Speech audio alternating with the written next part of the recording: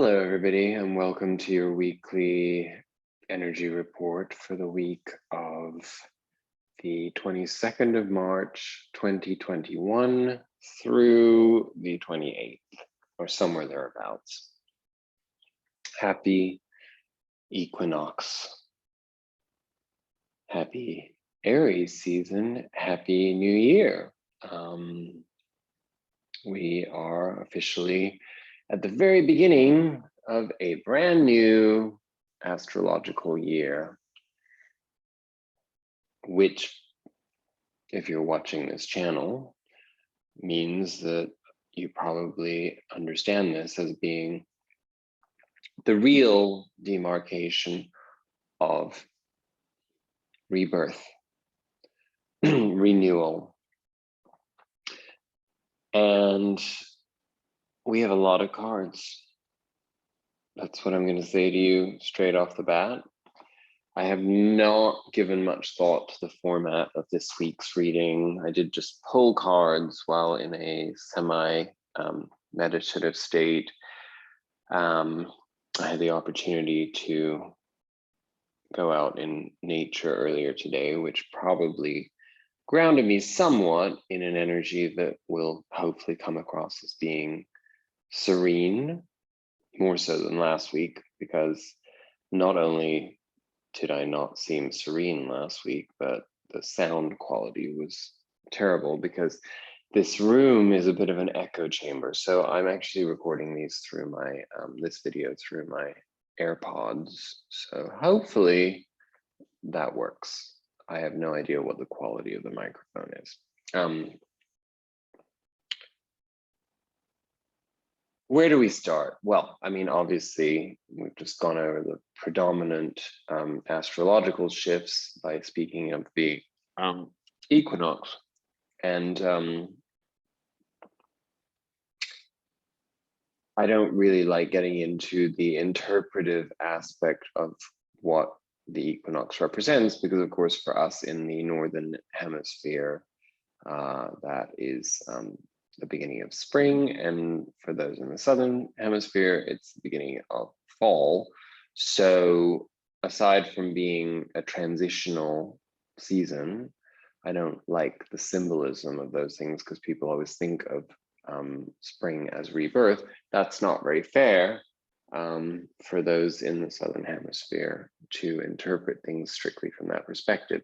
It's a shifting energy, shifting out of whatever defined the previous season, and in this particular case, the entire previous year, moving out of Pisces energy, which unfortunately we won't be 100% done with Pisces until the end of March. No offense to any Pisceans out there. I have a Pisces moon, so Pisces season hits me very, very hard, usually in the sense that I'm unprepared for it, because I never, well, none of us really knows how subconscious heart-related energies are going to manifest. But it is a purification process, it's an assimilation process, and the bulk of that work has been done in terms of filing away the lessons of most of 2020.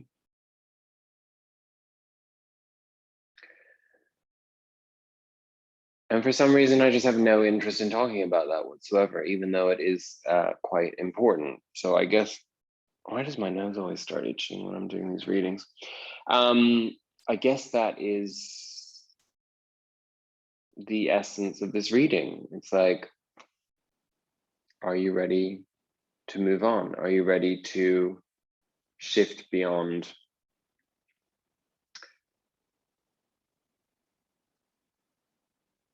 the smallness, the restrictiveness, the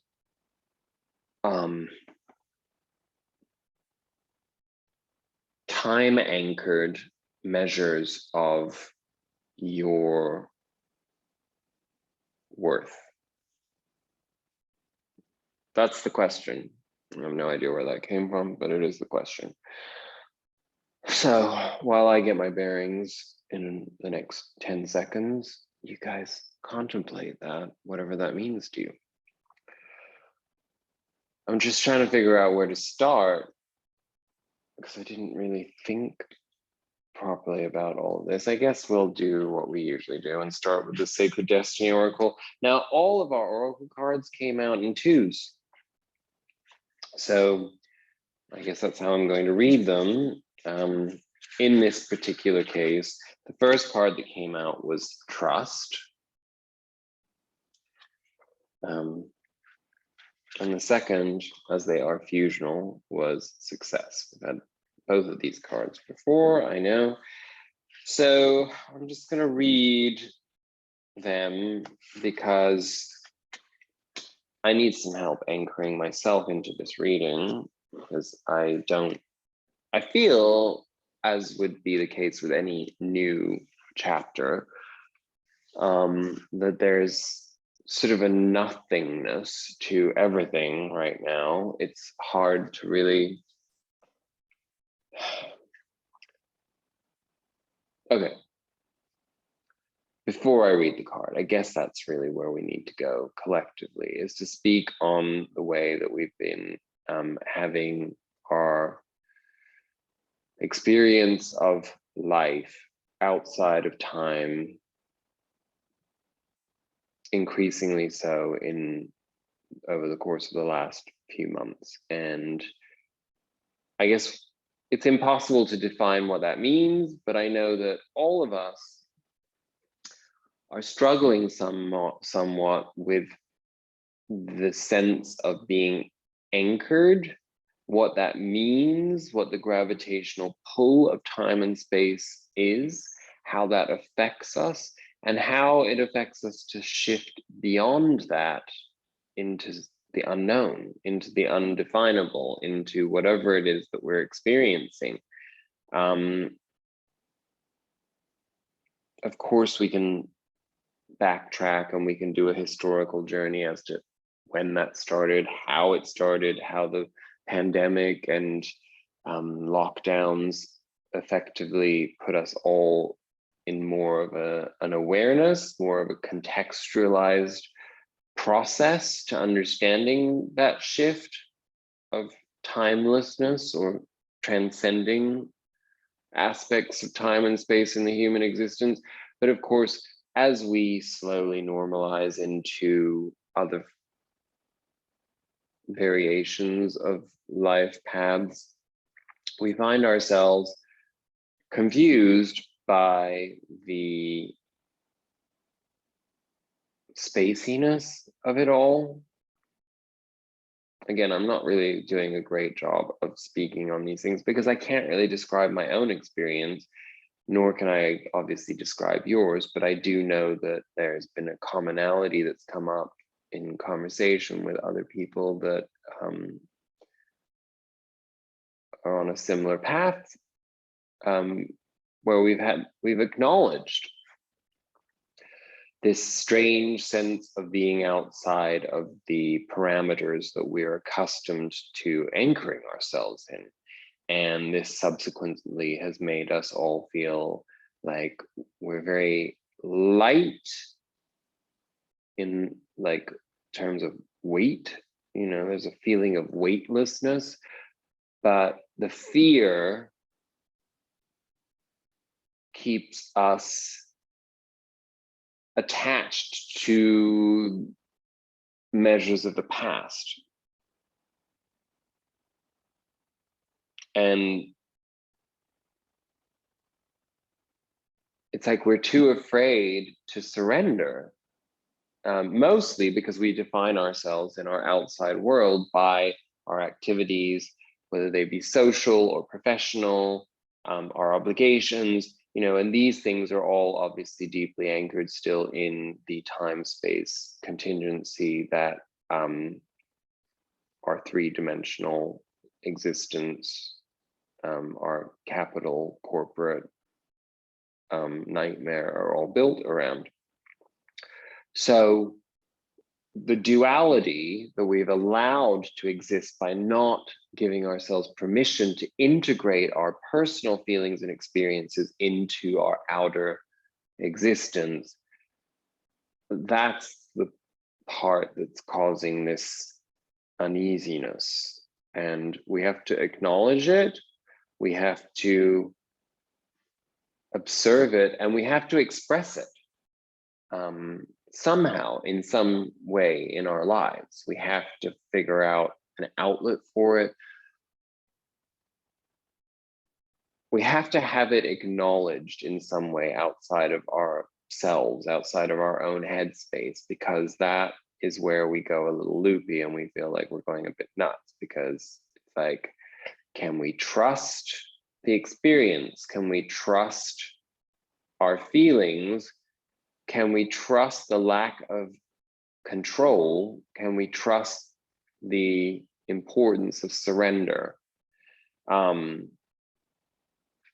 we step outside of resistance? Because that's, again, I mean, these keywords, you know, they're very repetitious. I understand that, particularly being in my position where I'm talking to you, and I'm a wordsmith or a wordy person in any case. And so to have to reduce my vocabulary in expression to the same concepts can be very frustrating. But what else can you use as an adjective or a descriptor, or, you know, of any kind, that captures the essence of what resistance truly is? And I know this is actually quite common to be spoken of in multiple formats right now that I follow. So I feel almost uncomfortable speaking out on it myself as if it were my own, but it's my experience too. So I guess the corroboration that we're all having a common experience is important to put forth in these videos. And that is that resistance is all anchored in the ego. Resistance is the ego's mechanism of self-protection. We resist what could bring change for fear of finding ourselves out of our element, out of our out of control. You know, whether that be pain or excitement. You know, when the ego is firmly deluded in its ideas about being in the driver's seat of our lives, that's what happens. We resist, we resist, we resist, we resist, we form stories, we come up with all kinds of ideas to hold on to in order not to potentially destroy the very myth that the ego is built upon. Okay, I got that out of my system. I think that was important to put in context as I'm about to read what I'm about to read. So the first card that came out was trust. So I need to read that one first. Okay, where am I? Where has trust gone? The irony of me saying that out loud is not lost on me. Trust me. Nor that. I mean, I'm too funny for my own good. Okay, trust, desert vision. I guess I should hold that card up instead of the success card. There, while I read. The desert seems parched and devoid of life, yet it is to the desert that spiritual sojourners go to gain messages from the Creator. Traditionally, the desert is the place of spiritual cleansing, renewal, and profound healing visions. Just as desert terrains can feed our souls, they also nourish lands thousands of miles away. For example, the Sahara Desert and the Amazon rainforest are a great distance from each other. I know I've read this very recently. I don't think I need to read all of that. So we'll just go straight to the actual sacred landscape message. This is a powerful and important card to receive, even when things seem parched or not fruitful. A deeper energy speaks of the power of your inner knowing. Meditate, trust those nudges from the universe. Your celestial advisors are close now. You are now open to receive some of the most important messages of your life through your intuition. Your intuition is spot on, so trust it. And even if there are some areas of your life that seem lackluster, know that other areas are being fertilized for a resplendent future. Have faith and know that there is a higher purpose. And I think that is so essential right now to be reminded of, because I think that we do so much of this work and it becomes almost intellectual work, but we lose sight of the spiritual experience and what it is that we're actually trusting, you know.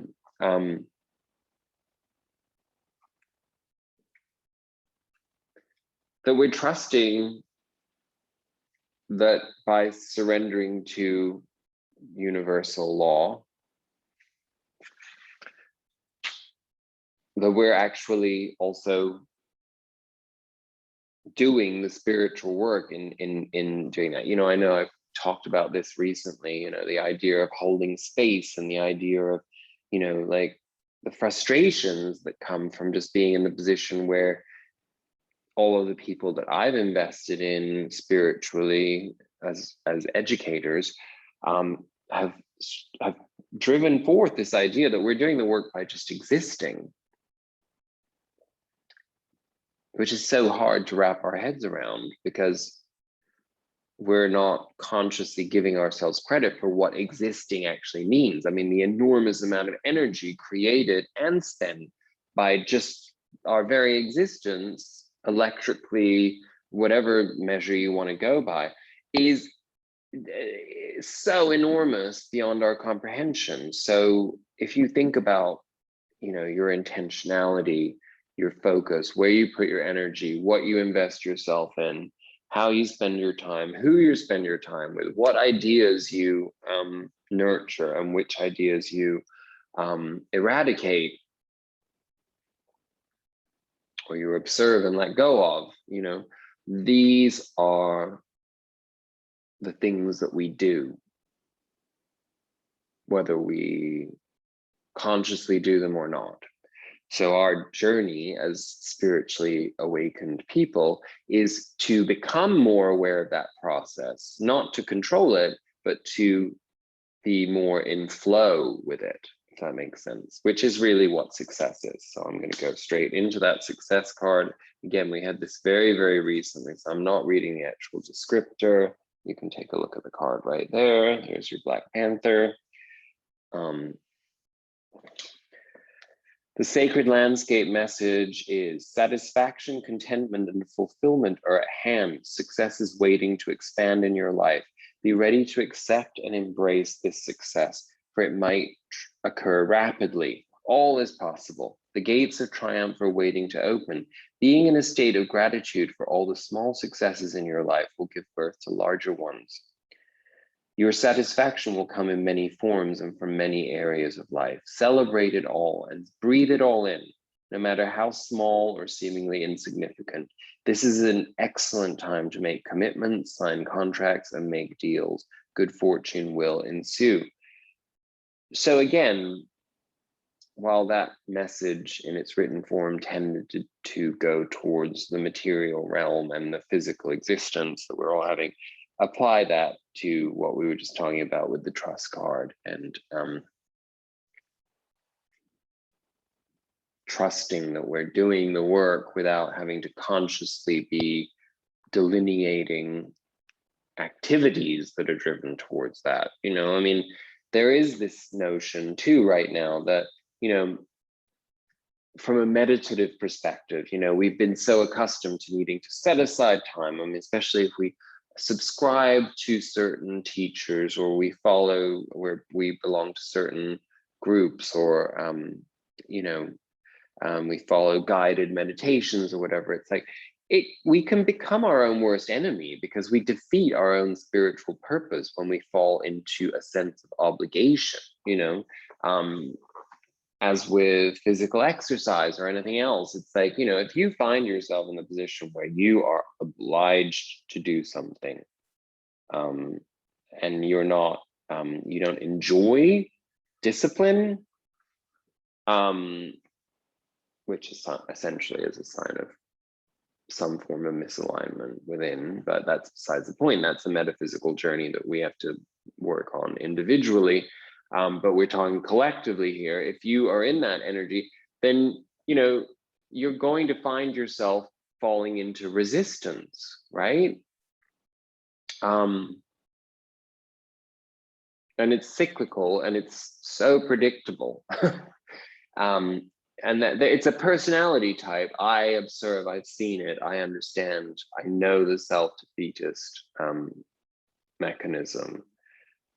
Again, something to work on individually if that's still something that like gets in your way in life. But, you know, rather than beating yourself up, you need to just observe it and understand how that drives you or doesn't drive you.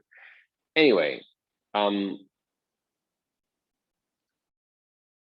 the same applies to those spiritual practices. You know, if you are feeling a sense of obligation to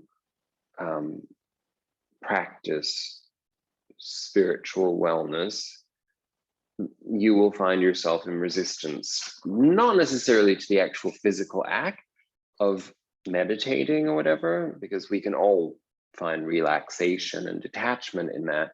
It's more in the sense that the deeper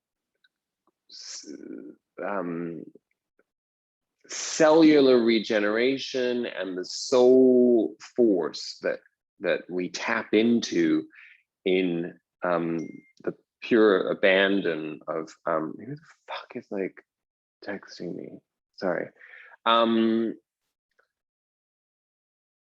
Is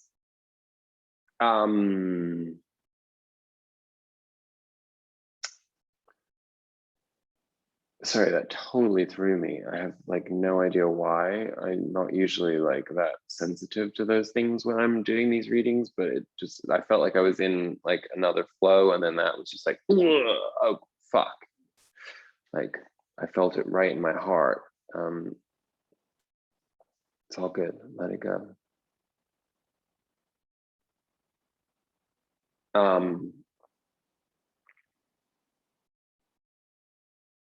The spiritual core.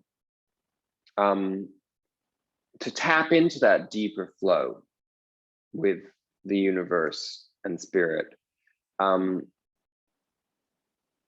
we have to embody that 100%, right? That's essentially all I'm trying to say. And so if we found ourselves becoming too draconian in our routine around those things, we're going to start resisting, rebelling, and that can essentially lead to imbalances of self-judgment. You know, I know that I can tell you personally, you know, on my journey, you know, I made a decision approximately, well, exactly a year ago that I wouldn't drink alcohol anymore, because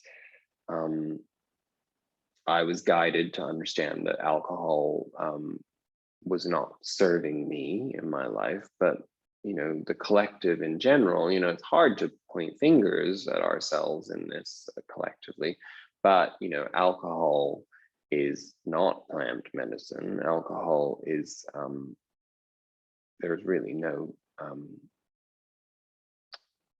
benefit to alcohol whatsoever, other than the false promise that alcohol offers of eliminating our inhibitions, which in turn can allow us to be under the illusion of being more free. I mean, it's not that we're not more free when we're uninhibited. It's just, you know, if you're not getting there through your own egoic transcendence, then you might you're probably not really retaining the value of that. You know, you're not learning from it, you're not experiencing it in a way that's really edifying to the soul. But again, there's no judgment in that. It was, you know, trust me, there could be no judgment, because I spent years of my life being very indulgent and feeling as though I deserved to party and be uninhibited all the time without doing so naturally. And we all have crutches. I still have crutches. But I'm telling you all of this because this has come up a lot for me recently. It's like this sort of, you know, there's like aspects of spiritual bypassing, then there's spiritual rebellion, there's resistance, then there's self-judgment, then there's like, well, you know, is it okay for me to like go back to like having a drink here and there with people if I want to be more social? Does that interfere with the pure flow that I've developed? And is it worth the sacrifice if I made that decision to do so? You know, I feel like in terms of like spiritual flow, we know these things when the circumstances are right and when the people are right and whatever else, we can let go of certain core disciplines to a certain degree, almost like cheat days or whatever, you know what I mean?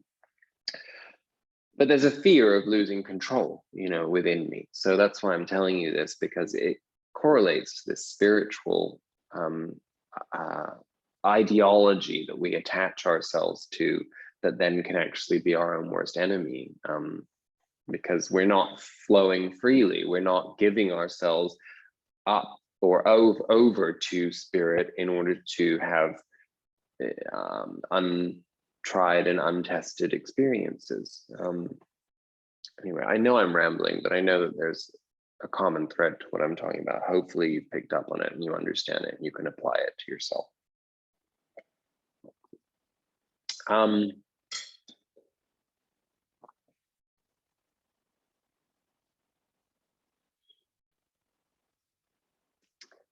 We got 2 Wisdom of the Oracle cards. I suppose all of these will come together and flow. I have not figured out the commonality yet, but let's see. Okay, we have the first card that came out, Here and Now. I don't know what that is, an egg with a door in it, I guess. She's coming out the top of it for some reason. And there's direct arrows. I'm sorry about the I don't know what's going on with this camera, actually. I'm actually recording this on my computer because of the sound issue that I had last week. Anyway, here and now, directions of past and future, being in the present moment. So, being fully present in the moment, living one day at a time, the oracle message is that everything happens in the now, in the present. Only this moment counts. And sometimes we need this simple reminder. I know it sounds very mundane and basic, but you know, it comes into play with what we were just talking about spirit being able to receive spiritually. If we're stuck in like our, you know, our ideology and our necessary practices that are essentially self-punitive, if they are getting in the way of the flow of joy and love and all those things, this is the simplest reminder that we could have, right, of being in the here and now, right? You have what it takes to handle anything today if you let go of the need to look into the future or reflect on the past. Another thing that I want to say there is I've noticed that a lot in myself and in other people that I'm talking to. A lot of people that are having a hard time right now who are spiritually awake, a lot of it comes from the learned response of constantly looking back to trauma, constantly looking back to the things that have happened to us, the stories that we tell. Oh my God, I need to turn off my phone. I'll be right back. Hold on one second.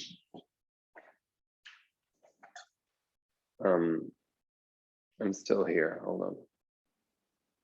airplane mode on that. Okay. Sorry about that.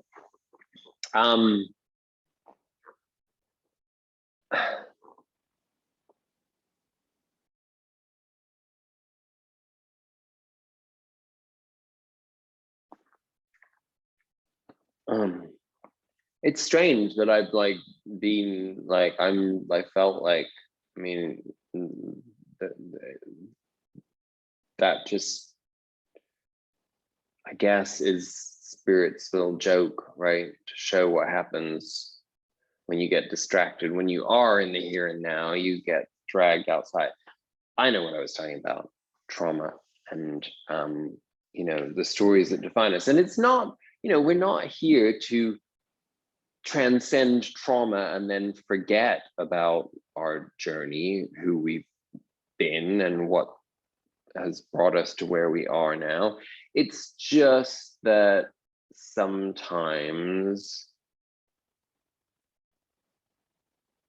well, not sometimes, always, we eventually come to the understanding that if we're so anchored in our past, if we're so resistant to letting go of those stories and allowing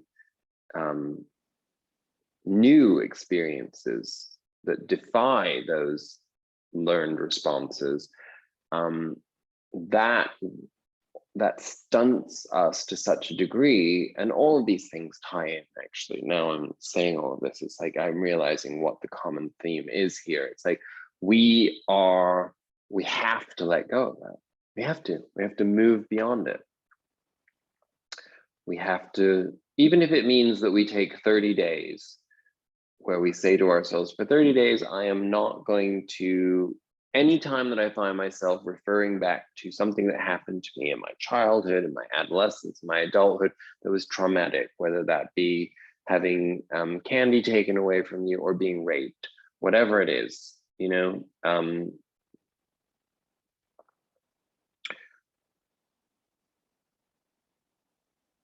and I'm not making light of any of that. I'm simply saying, who are we when we step away from those stories? Who can we allow ourselves to be when we are not the person that had this or that happen to us? When we step into our spiritual greatness, essentially, you know, because when we trust, the success comes from being able to say, well, I had those experiences for a reason. I'm not here to define myself by those things eternally.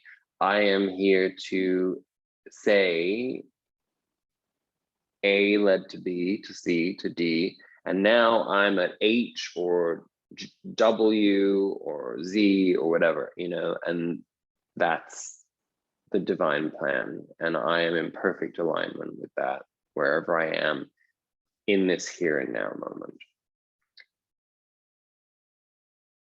Be present and notice what is going on right now. This very moment has the potential for you to create miracles in your life.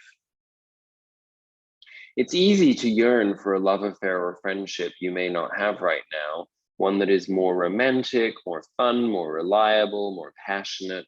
The good old days are gone and a new day has dawned. Let your heart trust that you have everything you need right now, whether you have the relationship you desire or not. Tomorrow is beyond your reach. Yesterday cannot return. The now is all that is available to you. Stay present and aware that in this moment, as you cherish and approve of your beautiful self, you are a magnet for love. Spirit is madly in love with you right now. Did you know that? Did you? Turn to Spirit to feel the joy of love in the here and now. And that's so hard too, because we are material beings and we constantly are looking for validation outside of ourselves. And spirituality is really the only thing that allows us to re-enter our own biosphere, of spiritual biosphere. That's what I feel I can describe it as. And that's kind of what that timelessness, that like lightness of being really is. I mean, to me, sometimes it actually freaks me out, because sometimes I can feel literally as if like the biologically there's something different taking place in my body, which I'm sure you've felt too. And then my resistance kicks in and I'm like, holy fuck, something's wrong with me. Why do I feel this light? Why do I feel almost like a little faint, or, you know, whatever? And it's not, it's like just that I'm not so anchored in the density of the past and identity, you know? The other card, 46, regeneration. Again, that glare is too much for this, so I can't really show you whatever that is, but that tree is regenerating. That's all I can tell you. Rebirth, second chances, new opportunities. Second chances are available to you now. Whatever opportunities you thought were dead are now revived in a more authentic, stronger form. Whatever you may have perceived as a failure or loss is now being replaced by something better and more powerful growing in its place. The rebirth is assured. Step into your new life. Destiny is being fulfilled in wondrous ways. And again, I'm not going to read all of this because the whole reading is about regeneration and rebirth and trusting that and being present in the moment. But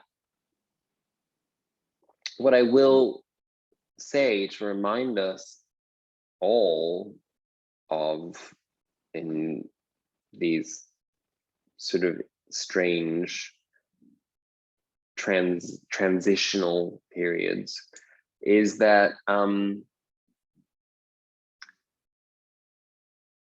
as we always say, speaking cliches, it is always darkest before the dawn. And so if you have been going through a difficult period of time in the last couple of weeks, think of that in context of what this reading this week is telling us and what the astrology is like, you know, brand new year, brand new you.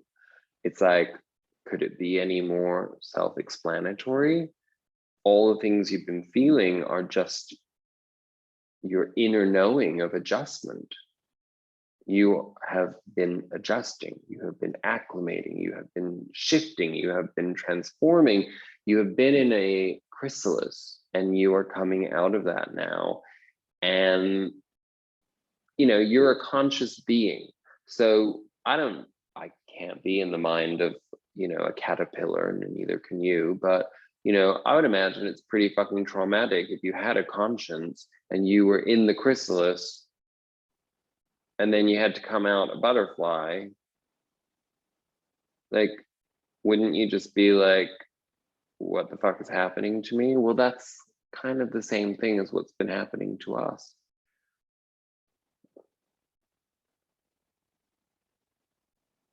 But at the same time, that caterpillar that never had wings before comes out of the chrysalis and figures out how to fly naturally, because that's what spirit and the universe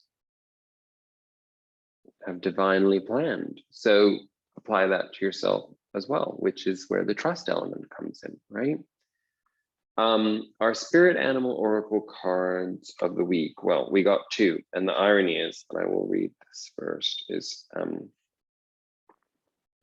we got moth spirit. So after just speaking about butterflies, and I was going to say moths, but you know, they tend to have like I'm sort of negative on moths, but I guess they're all God's creatures, right? Number 39, surrender now. Again, to the present moment.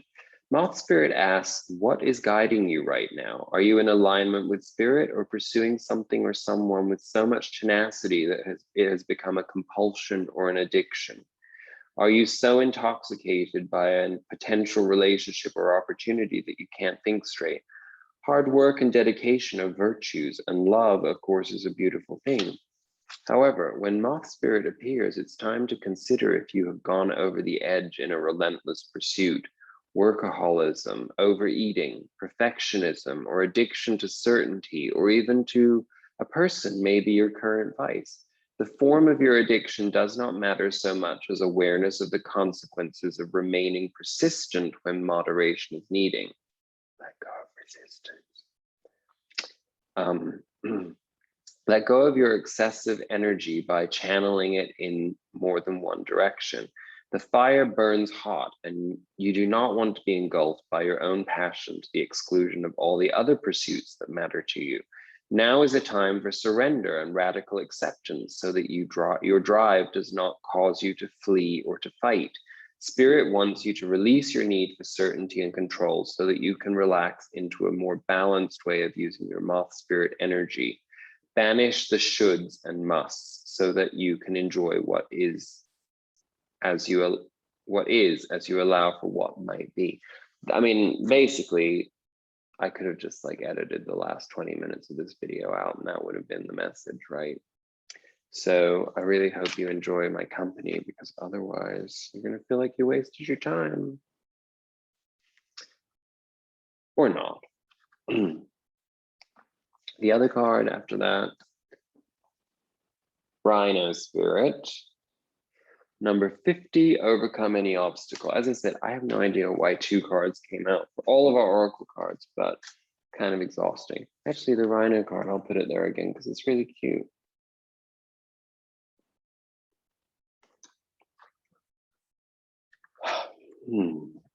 We always have the choice to press ahead, and Rhino Spirit's strength offers you the power to break through stubborn obstacles. This animal spirit knows that there is more than one way to open a path to what you seek. When Rhino Spirit appears, you are reminded that you have a marvelous ability to overcome obstacles in multiple ways. By going around them, shattering them with the force of a clear, deliberate intention, or even transforming them into clouds that drift away by refusing to allow them to limit you. Apply your Rhino Spirit with creativity and no obstacle can stand. For you have magic to make, and many ways in which to make it. Your power is awesome right now. Rhino Spirit also wants to remind you that when an obstacle appears to prevent you from getting what you desire today, it means that something much better is coming. Keep that in mind when you consider the nature of the obstacle in front of you now. Great Spirit loves you so much and only wants the best for you. And then there is a protection message that I feel called to read, so I will. The appearance of an obstacle in front of you offers you a choice. Barrel into it and bang your head, or find your easiest way around it and don't fight it. Are you exhausted by your efforts to break through an obstacle? Are you stubbornly insisting that there is only one way to remove it from your path? Rhino Spirit is here to tell you that sometimes the answer is no. Sometimes it is no, not yet. And sometimes it is no, not the way you think it should be. Open to new possibilities, and you will find other options begin to appear. Not every conflict is worth engaging in, and not every obstacle is worth resisting head on. Don't waste energy banging your head against the wall. So listen, let's be honest. Everything that Spirit wants us to think about this week is about not being in resistance, being in surrender and acceptance, and being in the present moment, which right now for me is chilly, so I need to put a sweatshirt on.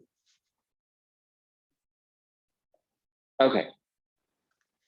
Oracle cards, red. And I know this is going, I'm sorry, this is going to be a long one. It will be. It's just the way it is.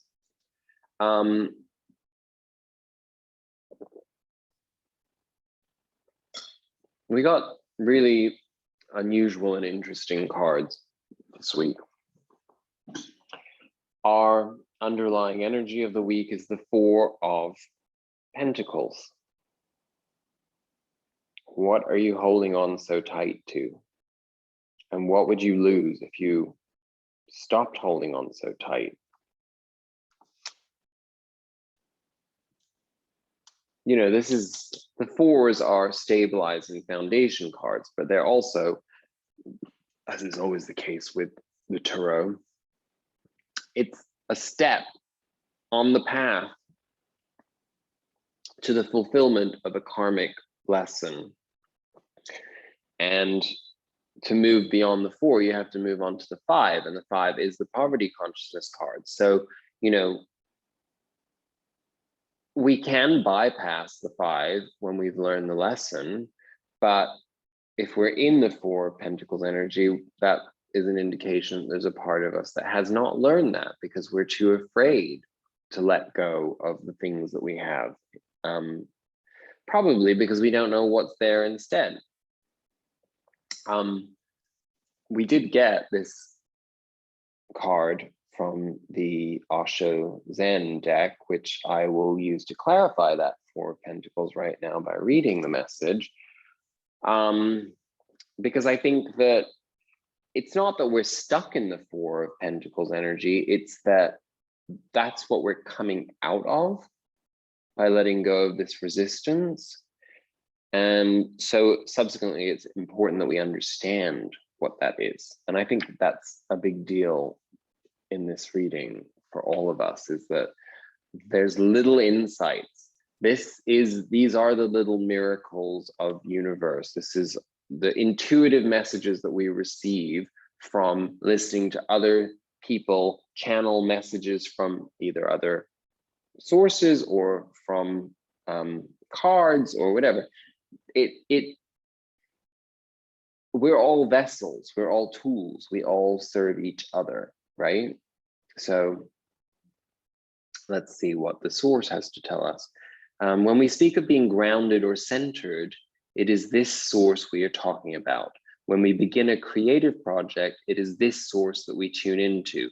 This card reminds us that there is a vast reservoir of energy available to us, and that we tap into it not by thinking and planning, but by getting grounded, centered, and silent enough to be in contact with the source.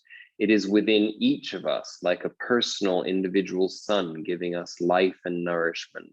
Pure energy, pulsating, available. It is ready to give us anything we need to accomplish something, and ready to welcome us back home when we want to rest. So whether you are beginning something new and need inspiration right now, or you've just finished something and want to rest, go to the source. It's always waiting for you, and you don't even have to step out of your house to find it. Zen asks you to come out of the head and go to the basic source. It is not that Zen is not aware of the uses of energy in the head, but if all the energy is used in the head, you will never become aware of your eternity. You will never know as an experience what it is to be one with the whole. When the energy is just at the center, pulsating, when it is not moving anywhere, neither in the head nor in the heart, but it is at the very source from where the heart takes it, the head takes it, pulsating at the very source. That is the very meaning of Zazen. Zazen means just sitting at the very source, not moving anywhere. A tremendous force arises, a transformation of energy into light and love, into greater life, into compassion, into creativity. It can take many forms, but first you have to learn how to be at the source. Then the source will decide where your potential is. You can relax at the source and it will take you to your very potential. Again, no resistance. Trust. Okay, let's zip through this reading because we need to. Okay, our past energies. What do we have here? We have the Knight of Swords. We have the Emperor. And we have the Tower.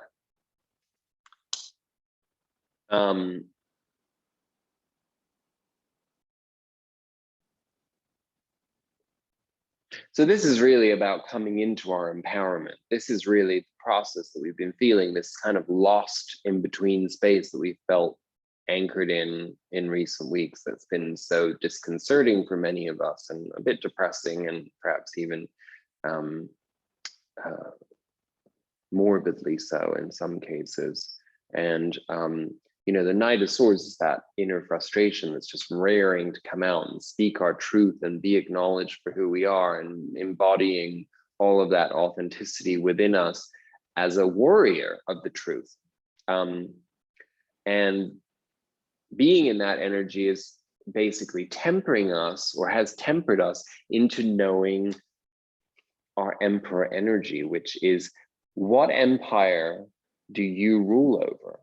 What empire is of interest to you? Who are you? What do you value? What are your values? What is your commitment to spirit in your everyday life in terms of your creativity, your force of nature, you know? And that's your empire, because you are here to be unique. That is your unique imprint on the universe in this particular body that you're in right now. What is that? And, you know, don't get into the linear bullshit that we have all been force fed, that it's like, well, do you know what you want to do with your life? Do you know, what's your identity? That's not the question. It's got nothing to do with identity. It's just being. But being in the essence of who you are will naturally lead to tangible experiences in the outside world that are edifying for you and for other souls experiencing a physical existence in the same dimensional reality as you. You know, coming into that understanding can be very disconcerting, because usually what it means is we have to really shun and shuck the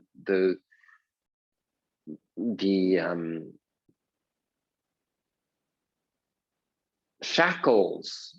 I guess I'm in a SH rhyme like kind of vibe right now, of identity politics, and transcend that so that we're not so confined, you know, because that's what depression often manifests as, is the sense of, it's the fear that we feel and the despair that we feel at the idea of the limitations that the material world puts upon us.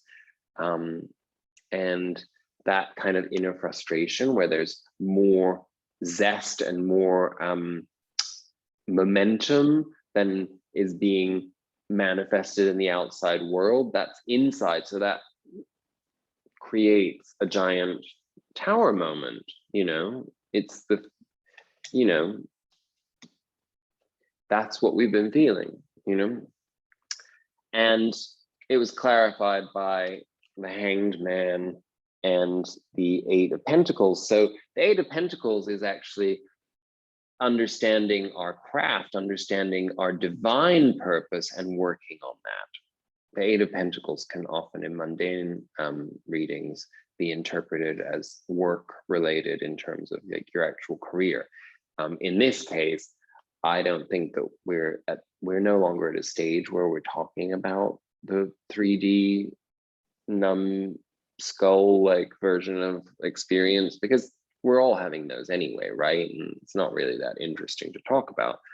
The Hanged Man is a voluntary suspension for observation, and it is that chrysalis again, you know, to determine this. So any of the problems that you've been having, any of the frustrations that you've been having in your life have been so that you are forced to reconnect to that sense of divine purpose, you know, of your true work. And that can be through the, you know, the mundane professional path that you are on or whatever else. It's not diminishing the importance of that. We are spiritual beings here to have a human experience, right? So we have to have those channels in the physical world, but we can't see those as being you know, the end. It's like, it's a means to an end, right? Anyway, I hope that made sense. In our present, we have been brought to the brink of this egoic meltdown. The Five of Swords is the death card in many ways. It's an egoic death.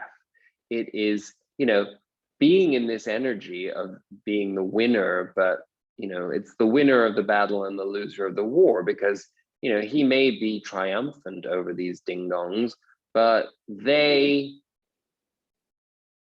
are also a part of who he has been. So it's like kind of cutting off your own limb in a weird way. What this card really leads to is eventual integration.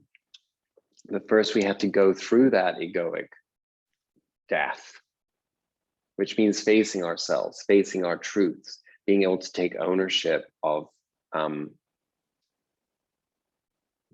the lies that we tell ourselves, that we've been conditioned to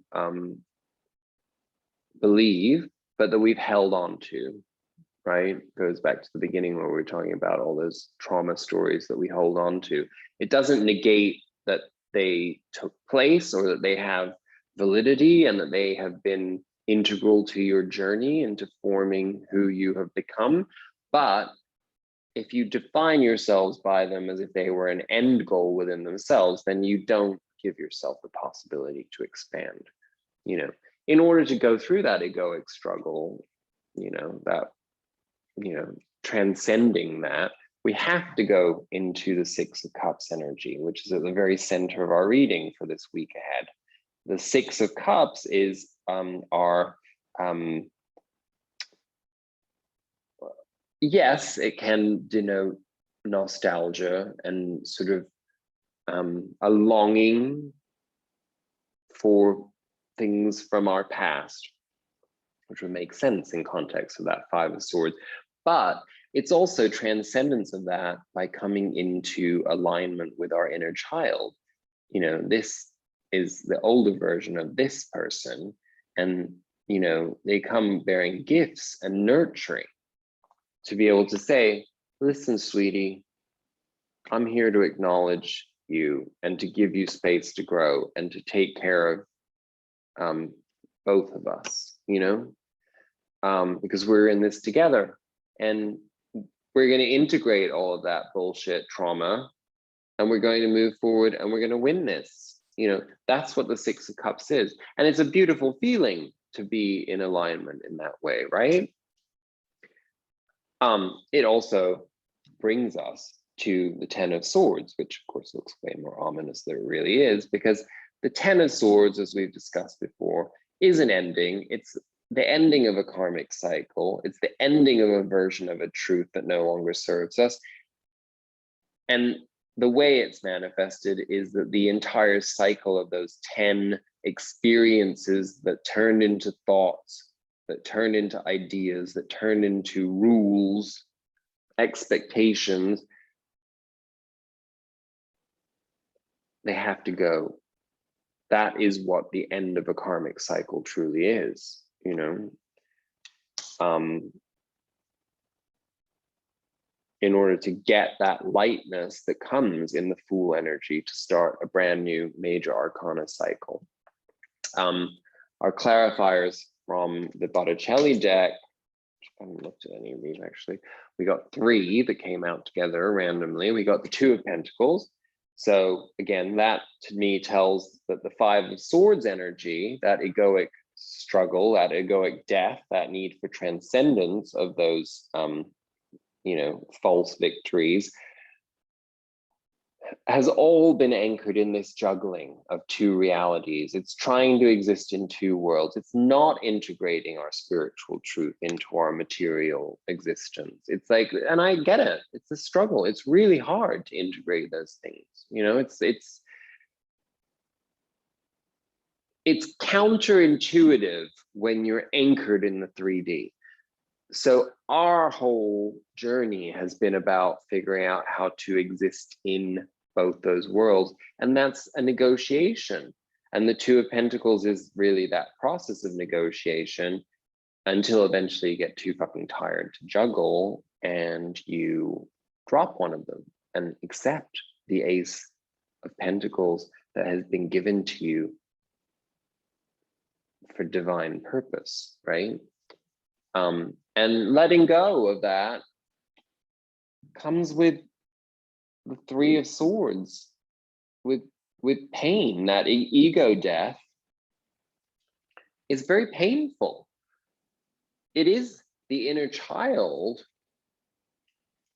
who holds on to those trauma stories, those difficult stories, for protection, for, because it's like, well, if I can define myself this way, then I know how to respond to the outside world, and I know what to expect of the response of the outside world towards me, because these are societal, they're defined by the craft of, like the philosophy behind psychology, or, like whatever it may be. It's like, there are rules, there are definitions, but spirituality transcends all of that. I mean, I'm not telling you, if you are in psychotherapy, that it's not a worthwhile part of the journey. I was in psychotherapy for years and it served me greatly, and I think it serves everyone, but it's a precursor to the spiritual journey. It's like, it used to be that like you graduated from psychology into psychoanalysis, and that was like the real, like, never ending like self-discovery. Well, that was just like the non-spiritual version of what embracing spirituality is really all about. It's like the understanding of the eternal quest for meaning. But rather than intellectually limiting yourself in that process to standards and practices, it's the possibility of transcendence, which is undefinable, right? So the Three of Swords, again, it's the indication of how we end up there. It's like, in collaborating with our inner child, in being in full ownership of self-parenting and self-nurture, we have to pull those three swords out of our heart, because they're just figments of our own projection and imagination. They don't exist anymore. The ex-boyfriend, the ex-girlfriend, the ex-husband, the ex-wife, the humiliation when you were, when you were bullied, when you were beaten, when you were disrespected, those moments do not exist anymore. The only thing that exists is your attachment to them, right? So only you have the power to transcend them, which is the final clarifier on those cards, the Eight of Cups. Walking away, moving beyond it, understanding that if we want our 10 of Cups, we got to leave those 8 cups behind. Simple as that. Okay, future energies, and then we will be done for this week. I know it's long, it is, but this is an intense period, and this is a brand new year. So this reading is setting the tone for everything to come in many ways. It's a microcosmic view of like the macro, So nice, we have the Page of Wands. Nothing like being in the teachable student mode of ideas and inspiration. This is exciting, it's passionate, it's inspired. It's just, the childlike inspiration. This is the most childlike energy that we can really embody. It's not being jaded by all of our experiences and the knowledge that like we think we've acquired, and instead being ready to experience something totally different, maybe even of similar experiences, You know, we change, we evolve. So the experience that we have of things that we've done in the past is going to be very, very different at this point. But we have to give ourselves permission to do that. And the Page of Wands pretty much guarantees that that's the energy we're about to embody if you'll allow yourself to let go of your inhibitions naturally. And that comes right next to the Fool, which of course is perfect follow up to that Ten of Swords. And the ultimate blessing card that we also ended last week's reading with, I believe, the High Priestess. I mean, I don't really have anything more to say on that other than the fact that what this is pretty much telling us about this period of time to come, but also our future at large, is that, you know, we come into the understanding of transcendence of duality, that we exist in the duality.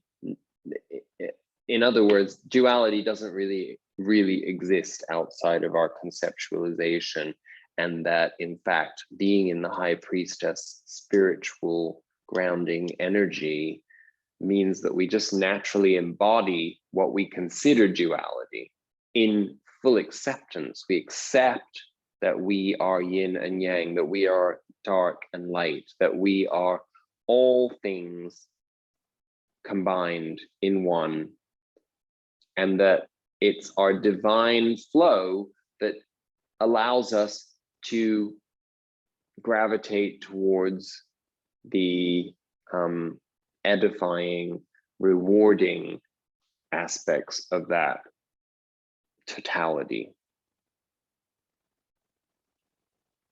It's hard to explain, but I'm pretty sure you know it. And the confirmation on that is that while we got the Four of Pentacles as an underlying energy for what we were transcending, we end it with the clarifier of the Four of Pentacles reversed, meaning transcendence is there.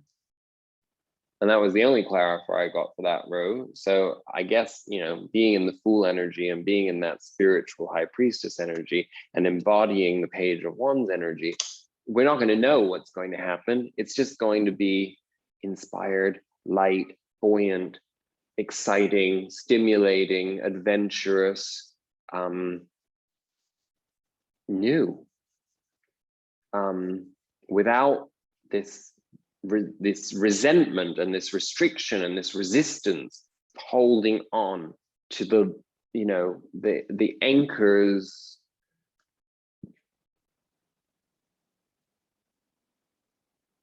I mean, I'm getting the vision in my head. It's very simple, but it's like, you know, let's say, I don't want to offend anybody, so I'm trying to think, like some shitty port somewhere, you know, I was going to say Liverpool, sorry, but I was thinking about, you know, ugly. It's not an ugly city anymore, but still, you know, you think about those old ports, you know, like industrial ports, and you're anchored there. So at least the choppy Irish Sea or whatever that's there is like not like making the ship fly all over the place, but you're still stuck in fucking Liverpool, and you don't want to be there. You want to be in like the Caribbean. But in order to get to the Caribbean, you have to lift the anchor and you have to go off in that direction, right? So that's really all this is saying to us. And there's way more than that. And the weird thing is, I'm not going to read, well, I just will read it very briefly because we got it last week. And I just want to remind us of what the underlying message is, because when we get these cards twice as outcomes, there's clearly a message that is ongoing that we have to integrate and continue to work on. So the rebel basically is about letting go of fear and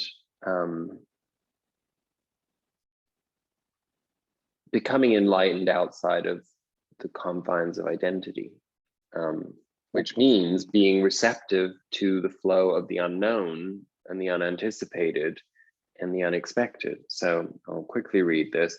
People are afraid, very much afraid of those who know themselves. They have a certain power, a certain aura, and a certain magnetism, a charisma that can take out alive young people from the traditional imprisonment, and often is seen as intimidating by people. I will say, that's my personal experience. I never understood that. People told me after the fact, whether it was guys that I was interested in or even friends, you know, just groups of people who have told me at times that they didn't know how to approach me because they found me intimidating. And I would always be like, intimidating? That's like so weird. Like, I don't think of myself as intimidating at all. In fact, I think I'm an open book and I'm totally accessible and approachable. But no, that's not the impression that I give off, probably because, in all honesty, and I'm sorry to sound so conceited, I do have that ownership of knowing myself, as probably do you watching this. So it's worth investigating that, the value of that, right? And acknowledging it and acquiescing to it and integrating it, continuing to integrate it. The enlightened man cannot be enslaved. That is the difficulty, and he cannot be imprisoned. Every genius who has known something of the inner is bound to be a little difficult to be absorbed. He is going to be an upsetting force. The masses don't want to be disturbed, even though they may be in misery. They are in misery, but they are accustomed to the misery, and anybody who is not miserable looks like a stranger. That's exactly what we're just, the poor boat anchored in Liverpool. That's essentially what we were talking about, right? The enlightened man is the greatest stranger in the world. He does not seem to belong to anybody. No organization confines him, no community, no society, no nation. So that is transcendence, right?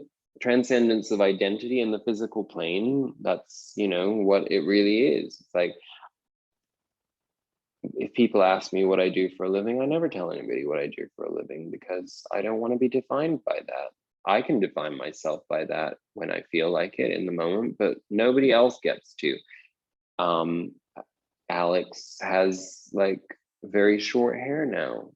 Is that defining who I am? Does it change how you perceive me? Those types of things, we transcend them, right? In taking ownership of ourselves. We don't do things because we're thinking about how they affect other people. We do things because they are in alignment with the divine path that we're meant to be on, that we are on, whether we like it or not. So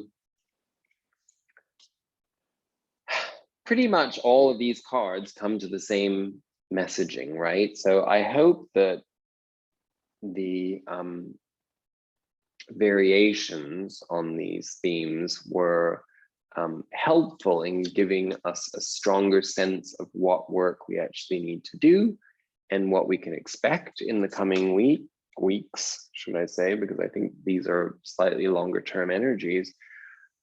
It's been a pleasure. I wish you to be showered with blessings in the week ahead. Let it happen. Just really, let's all surrender to this and allow it to happen. Let's allow ourselves to find joy, to receive joy and love in whichever capacity is on offer, and be a vessel of all of that ourselves, of light, to inspire.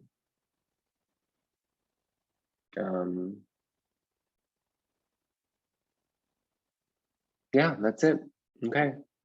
I love you. I wish you a wonderful week to come, and I will see you on the other side. Again, happy New Year, happy Equinox. May this be the best experience you've ever had of life. Namaste.